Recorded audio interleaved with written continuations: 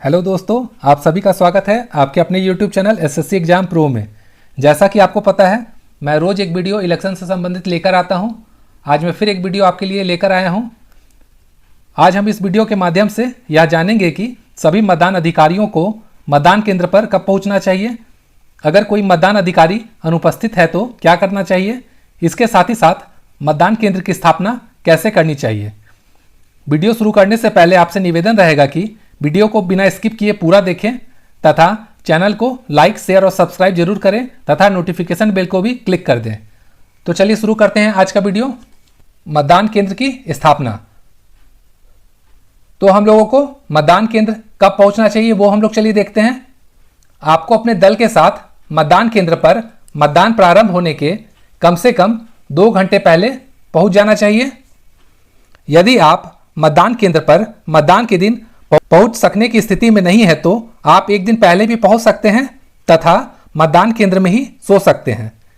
इस स्थिति में ध्यान रखेंगे कि ईवीएम को आपको नहीं खोलना है तथा प्रत्येक स्थिति में जिला निर्वाचन अधिकारी तथा रिटर्निंग ऑफिसर के निर्देशों का पालन करें और इसके साथ ही साथ स्थानीय निवासियों से किसी भी तरह का आतिथ्य स्वीकार ना करें। तो चलिए अब देखते हैं, अगर कोई मतदान अधिकारी अनुपस्थित होता है तो हमें क्या करना चाहिए। यदि आपके मतदान केंद्र के लिए नियुक्त कोई मतदान अधिकारी मतदान केंद्र से अनुपस्थित रहता है तो आपके पास उसके स्थान पर मतदान केंद्र पर उपस्थित किसी अन्य व्यक्ति को उसी समय आपको नियुक्त कर देना होगा। ये सभी मतदान अधिकारी ध्यान रखेंगे तथा बाद में आपको ऐसी नियुक्ति की सूचना औपचारिक रूप से जिला निर्वाचन अधिकारी को देनी होगी। आप ऐसे किसी भी व्यक्ति को नियुक्त ना करें जो निर्वाचन में या निर्वाचन के संबंधों में किसी भी कैंडिडेट का सक्रिय समर्थक या कार्यकर्ता हो या किसी भी कैंडिडेट का विरोधी हो। अब चलिए देखते हैं मतदान केंद्र की स्थापना आपको कैसे करनी है। आपके उस स्थान पर पहुंचने पर जहां मतदान केंद्र स्थापित किया जाना है, मतदान के प्रायोजन हेतु जो भवन मिला है उसका निरीक्षण आपको कर लेना है। यदि वहां पहले से ही मतदान केंद्र बना हुआ है तो केंद्र का निरीक्षण कर लेना है आपको और मतदान केंद्र का लेआउट बताते हुए मॉडल मतदान केंद्र की आपको स्थापना करनी है।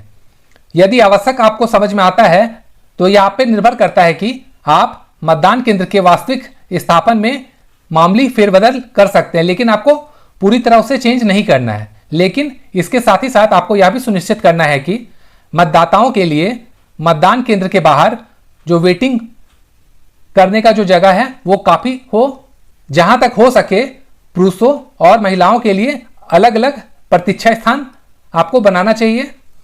मतदाताओं के लिए अलग प्रवेश और निकास द्वार हो, इसका भी आपको ध्यान रखना है। इसके साथ ही साथ मतदान केंद्र के कमरे में यदि एक ही दरवाजा है तो दरवाजे के बीच आपको बांस या रस्सी की सहायता से अलग अलग प्रवेश और निकास द्वार बना देना है, इसका आपको ध्यान रखना है। अगर ऐसी व्यवस्था नहीं की गई तो क्या होगा, वहां पे भीड़ की स्थिति उत्पन्न हो जाएगी और जिससे मतदान भी बाधित हो सकता है थोड़ी देर के लिए।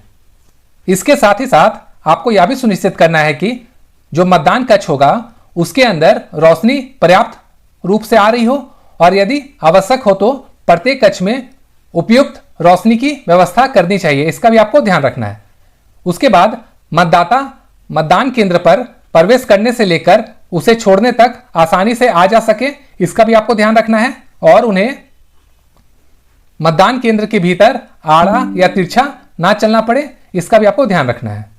साथ ही साथ जो वहां पे मतदान एजेंट होंगे उनको इस प्रकार बैठाया जाना चाहिए कि वो किसी वोटर का चेहरा जब कभी भी वह मतदान केंद्र पर प्रवेश करे आराम से देख सके तथा फर्स्ट पोलिंग ऑफिसर के द्वारा उसकी पहचान भी की जा सके, ताकि आवश्यकता पड़ने पर वे वोटर की पहचान को चुनौती भी दे सकते हैं। इसके साथ ही साथ उन्हें ऐसे बैठाना चाहिए कि जो मतदान एजेंट है वे पीठासीन अधिकारी की मेज जहां पर कंट्रोल यूनिट रखी है की समस्त क्रियाओं को भी देख सके और निर्वाचक के पीठासीन अधिकारी की मेज थर्ड पोलिंग ऑफिसर की टेबल से मतदान कक्ष तक और उसके मत रिकॉर्ड करने के पश्चात मतदान केंद्र छोड़ने तक का संचालन भी अच्छे से देख सकें। किंतु वे किसी भी स्थिति में ऐसे स्थान पर नहीं बैठेंगे जहां उनको मतदाता द्वारा विशेष बटन दबाकर अपना मतदान वास्तविक रूप से रिकॉर्ड करते हुए देखने का उन्हें अवसर मिले। इसका आपको ध्यान रखना है। इसके साथ ही साथ समस्त मतदान अधिकारियों के बैठने की भी व्यवस्था ऐसी होनी चाहिए कि वे ऐसी किसी भी स्थिति में ना हो कि वोटर द्वारा विशेष बटन दबाकर अपना मत वास्तविक रूप से रिकॉर्ड करते हुए देख सके। इसके बाद मतदान कक्ष कंट्रोल यूनिट से पर्याप्त दूरी में होनी चाहिए। वॉलेट यूनिट एवं कंट्रोल यूनिट को जोड़ने वाली केबल लगभग 5 मीटर होनी चाहिए। केबल इस तरह लगाई जानी चाहिए ताकि मतदाता को आने और जाने में कोई भी बाधा नहीं हो।